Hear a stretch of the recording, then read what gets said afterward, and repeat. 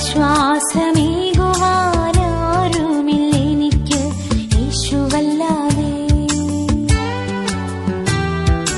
ആശ്വാസമേകുവാനാരുമില്ലെനിക്ക് യേശുവല്ലാതെ. കൊലയ്ക്കായി വിളച്ചു ചെല്ലുന്നവരെ രക്ഷിപ്പാൻ നോക്കുക. We need to save them. പിശാചിന്റെ ബന്ധനത്തിൽ നമുക്ക് അവരെ വിടുവിക്കാൻ കഴിയണം.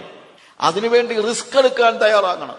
ശമരിയാക്കാരൻ ആ കൊള്ളക്കാരെ ആക്രമിച്ച മനുഷ്യനെ രക്ഷിക്കാൻ നോക്കുമ്പോൾ ഒരുപക്ഷെ അവന്റെ ജീവൻ അപകടത്തിൽ. അവൻ ചിന്തിച്ചില്ല എത്രയും പെട്ടെന്ന് ഇവിടുന്ന് രക്ഷപ്പെടണം, എനിക്ക് പെട്ടെന്ന് അങ്ങ് ജെറിക്കോയിൽ ചെല്ലണം എന്നവൻ ഒരിക്കലും ചിന്തിച്ചില്ല. സത്രത്തിൽ ചെല്ലണം, സുരക്ഷിത സ്ഥാനത്ത് ചെല്ലണം എന്നവൻ ചിന്തിച്ചില്ല. അപകടത്തെ കണക്കാക്കാതെ ആ മരിക്കാറായി കിടക്കുന്ന മനുഷ്യനെ വിടുവിക്കാനായിട്ട് നോക്കി.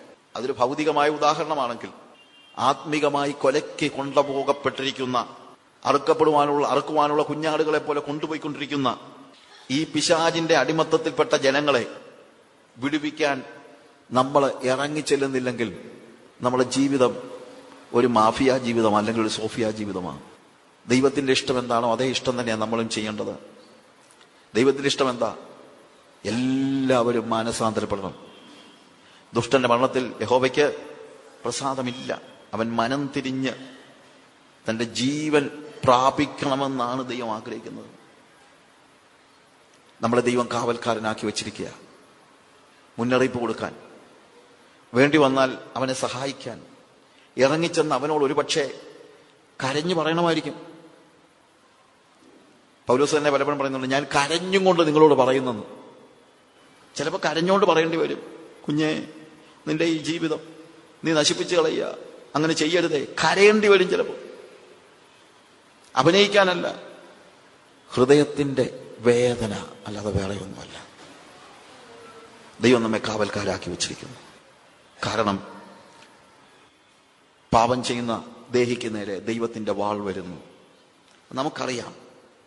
അതറിഞ്ഞ നമ്മൾ മനുഷ്യനെ വിടുവിക്കുവാൻ, ജനങ്ങളെ വിടുവിക്കുവാൻ, അത് സഭയ്ക്ക് പുറത്തുള്ളവരാണെങ്കിലും സഭയ്ക്ക് അകത്തുള്ളവരാണെങ്കിലും അവരെ വിടുവിക്കുവാനുള്ള വലിയ ഉത്തരവാദിത്വം നമുക്കുണ്ട്. കൊലയ്ക്കായി വിറച്ചു ചെല്ലുന്നവരെ രക്ഷിപ്പാൻ നോക്കാം. എത്രയും കൂടുതൽ ആത്മാക്കളെ കർത്താവിന് വേണ്ടി നേടുക. കാവൽക്കാരന്റെ ശുശ്രൂഷ ചെയ്യുക. ഒരുപക്ഷെ അവർ കേൾക്കത്തില്ലെന്ന് തന്നെയല്ല, യിരെമ്യാവിനോട് ചെയ്തതുപോലെ നിങ്ങളെ അടിച്ചെന്നിരിക്കും, ഉപദ്രവിച്ചെന്നിരിക്കും, കളിയാക്കിയെന്നിരിക്കും. പക്ഷേ അതെല്ലാം സഹിക്കുമ്പോഴും നിങ്ങൾക്കറിയാം അതൊക്കെ അവർ അറിവില്ലായ്മ കൊണ്ട് ചെയ്യുന്നതാ. പക്ഷെ ഒരാളെ രക്ഷിക്കാൻ പറ്റിയാൽ അവൻ നിത്യതയിൽ എന്നോട് നന്ദിയുള്ളവനായിരിക്കും. നിത്യതയുടെ ദർശനത്തിൽ ജീവിക്കുന്ന ഒരു വ്യക്തിക്ക് മാത്രമേ നഷ്ടപ്പെട്ടു പോകുന്ന ആത്മാക്കളെ കുറിച്ച് ഭാരമുണ്ടാകത്തുള്ളൂ. ദൈവം നമ്മെ കാവൽക്കാരാക്കിയിരിക്കുന്നു. ദേശത്തിന്റെ കാവൽക്കാരാക്കിയിരിക്കുന്നു, സഭയുടെ കാവൽക്കാരാക്കിയിരിക്കുന്നു, ഈ തലമുറയുടെ കാവൽക്കാരാക്കിയിരിക്കുന്നു, നമ്മുടെ കുഞ്ഞുങ്ങളുടെ കാവൽക്കാരാക്കിയിരിക്കുന്നു. നമ്മുടെ കുഞ്ഞുങ്ങൾ നഷ്ടപ്പെട്ടു പോകരുത്, നമ്മുടെ ജനങ്ങൾ നഷ്ടപ്പെട്ടു പോകരുത്, നമ്മുടെ ചുറ്റുപാടുകളോട് നഷ്ടപ്പെട്ടു പോകരുത്, നമ്മുടെ ദേശക്കാർ നഷ്ടപ്പെട്ടു പോകരുത്. ജനങ്ങൾ നഷ്ടപ്പെട്ടുകൊണ്ടു ഇരിക്കുന്നു. ദൈവം കാവൽക്കാരാക്കി വെച്ച പല ആളുകളും കാവല് വിട്ടിട്ട് ഓടിപ്പോയിരിക്കുക, വാള് വരുന്നത് കണ്ടിട്ടും കാഹളമൂതാതെ. പ്രിയമുള്ളവരെ, ദൈവം നമ്മുടെ സഭയെ ദേശത്തിന്റെ കാവൽക്കാരാക്കി വെച്ചതാ. പക്ഷെ ഇന്ന് സഭയിൽ കളിയും ചിരിയുമാ, കാഹളമൂതാൻ ആളില്ല. ദൈവം നമ്മളെ കാവൽക്കാരാക്കി വെച്ചതാ. പക്ഷെ നമ്മൾ ഇന്ന് കളിയും ചിരിയുമാ, നമ്മൾ ഉറക്കമാ. യഹോവയുടെ വാൾ വരുന്നു. ഇന്ന് സഭകൾ കാവൽക്കാരെന്നുള്ള അവരുടെ ശുശ്രൂഷ നിർവഹിക്കുന്നതിൽ പരാജയപ്പെട്ടിരിക്കുന്നു. സുവിശേഷീകരണം ഇന്ന് ആർക്കും ഒരു സീരിയസ് ഇഷ്യൂ അല്ല. സുവിശേഷീകരണം നടത്താൻ തക്കവണ്ണമുള്ള സാക്ഷ്യം സഭയിലെ ജനങ്ങൾക്കില്ല. അതുകൊണ്ടെന്താ, നമ്മൾ മിണ്ടാതിരിക്കുന്ന നേരത്ത് ശത്രു വന്നിട്ട് ജനങ്ങളെ വെട്ടിക്കളയുന്നു. സാത്താന്റെ ഹിറ്റ് ലിസ്റ്റിലുള്ള ജനങ്ങളെ അവൻ കൊണ്ടുപോകുന്നു. ആരും തിരിച്ചറിയുന്നില്ല. ഒരു തലമുറ മുഴുവൻ നഷ്ടപ്പെട്ടുകൊണ്ടിരിക്കുക. ടെലിവിഷനിലും ഇന്റർനെറ്റിലും സെക്സിലും മയക്കുമരുന്നിലും പിശാച് കുടുക്കിയിട്ടിരിക്കുന്ന നമ്മുടെ യുവതലമുറ അവർ നശിച്ചുകൊണ്ടിരിക്കുക. പക്ഷെ നമ്മൾ കാവൽ മാടത്തിൽ കിടന്നുറങ്ങുക. നമ്മുടെ സഭ വടംവലിയും പിക്നിക്കും നടത്തിക്കൊണ്ടിരിക്കുക. ജനങ്ങൾ നരകത്തിലേക്ക് പോകുമ്പോൾ സഭയിൽ കളിയ. ജനങ്ങൾ നരകത്തിലേക്ക് പോകുമ്പോൾ ഇവിടെ വ്യാജ അനുഭൂതിയിൽ നമ്മൾ സുഖിച്ചു നടക്കുക. ഞാൻ ആത്മീകനാണ്, എനിക്ക് അനുഭൂതി ഉണ്ടായി എന്ന് പറയുന്ന ദുരുപദേശക്കാരുടെ പിടിയിൽപ്പെട്ട് കിടക്കുകയാണ്. ദൈവം എന്തിനാ സഭയെ ഭൂമിയിലാക്കിയിരിക്കുന്നത്? ഈ ലോകത്തോട് മുന്നറിയിപ്പ് നൽകുവാൻ, കാവൽക്കാരാകുവാൻ, ജനങ്ങളെ വിടുവിക്കുവാൻ.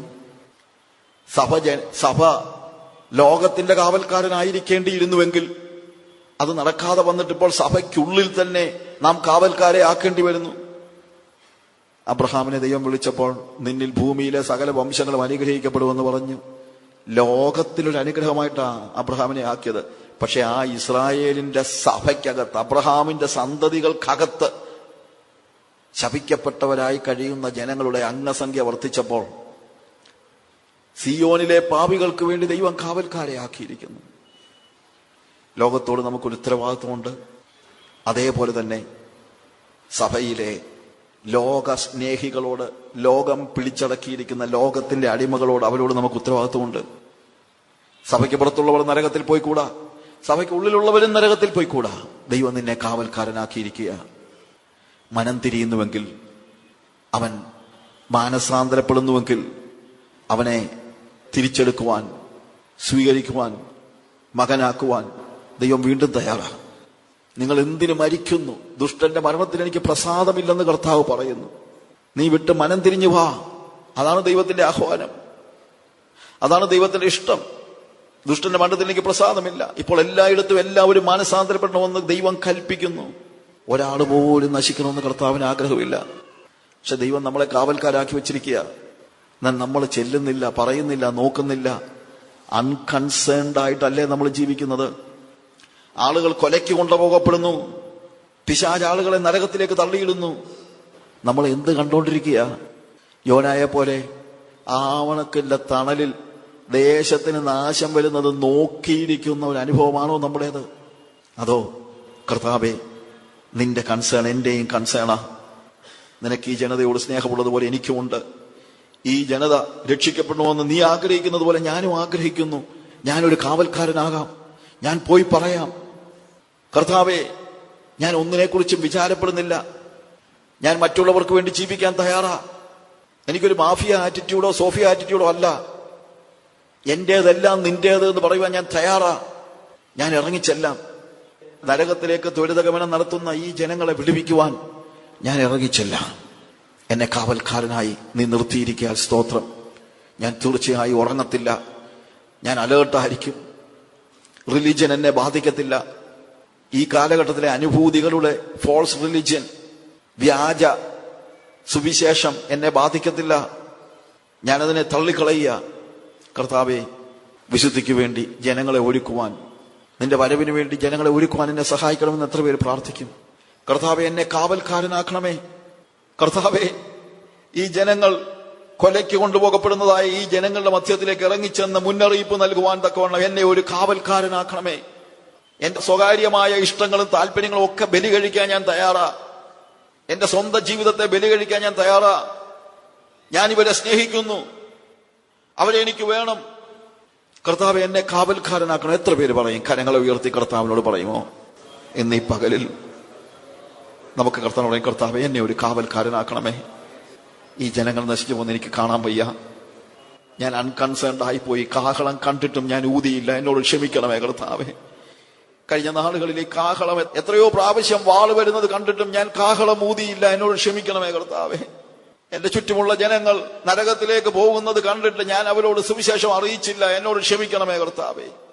എന്റെ സഭയിലെ ജനങ്ങൾ വ്യാജ ആത്മീയതയുടെ പിന്നാലെ പോയപ്പോൾ അവർക്ക് അവരുടെ കാര്യം, ഞാൻ എന്റെ കാര്യം നോക്കിക്കൊള്ളാമെന്ന് ഞാൻ പറഞ്ഞു. എന്റെ സ്വാർത്ഥതയെ ക്ഷമിക്കണമേ കർത്താവെ.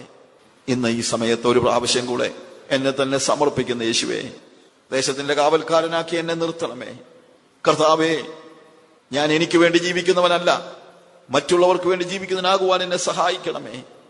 എന്റെ സുഖ സൗകര്യങ്ങൾക്കപ്പുറത്ത് ദൈവത്തിന്റെ ജനമായി അവരുടെ ജീവിതത്തിൽ പറ്റിയിരിക്കുന്ന പാളിച്ചകളെ മനസ്സിലാക്കുവാൻ, അവരുടെ മധ്യത്തിലേക്ക്, ദൈവജനത്തിന്റെ മധ്യത്തിലേക്ക് ഇറങ്ങിച്ചെന്ന് അവരുടെ പാതകങ്ങളെ പറയുവാൻ എന്റെ നാവിനെ നീ ശക്തീകരിക്കണമേ കർത്താവേ.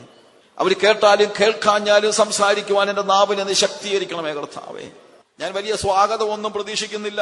നന്ദി ഒന്നും പ്രതീക്ഷിക്കുന്നില്ല. ഞാൻ അവരോട് പറയുന്നതിന്റെ കാരണം നീ എന്നോട് കൽപ്പിച്ചത് മാത്രമാ. എന്നെ നിയമിച്ചാക്കിയത് കൗൺസിലല്ല, എന്നെ നിയമിച്ചാക്കിയത് നീ ആയതുകൊണ്ട് നിന്റെ പ്രതിനിധിയായി ജനങ്ങളുടെ മധ്യത്തിൽ പ്രവാചകനായി രക്ഷയുടെ സന്ദേശം അറിയിക്കുവാൻ, ന്യായവിധിയുടെ ദൂത് നൽകുവാൻ, മുന്നറിയിപ്പുകൾ നൽകുവാൻ എന്നെ നീ വീണ്ടും ശക്തീകരിക്കണമേ കർത്താവേ. കർത്താവേ, ഈ ജനത വ്യാജ ആത്മീയതയുടെ കൂടെ പോകുമ്പോൾ അതിന്റെ കൂടെ നിൽക്കാൻ എനിക്ക് ആഗ്രഹമില്ല. അതിനെ തള്ളിക്കളയുവാൻ കർത്താവേ, യഥാർത്ഥ ആത്മീയതയുടെ ആ വലിയ അവസ്ഥയില് മുന്നേറുവാൻ നിന്റെ മുഖം കണ്ട്, നിന്റെ ശബ്ദം കേട്ട്, നിന്റെ ദർശനം കണ്ട്, യെഹെസ്കേലിനെ പോലെ ദൈവ ദർശനം കണ്ട്, ദൈവ ശബ്ദം കേട്ട്, ദൈവത്തിന്റെ ആത്മാവ് നിറഞ്ഞവരായി ദൈവത്തിന്റെ വചനം ജനങ്ങളോട് സംസാരിക്കുവാൻ തക്കവണ്ണം എന്നെ വീണ്ടും നീ അഭിഷേകം ചെയ്യണമേ കർത്താവ്. ദൈവത്തിന്റെ കൃപ ചൊരിഞ്ഞിരിക്കാൻ സ്തോത്രം, യേശുവിന്റെ നാമത്തിൽ തന്നെ.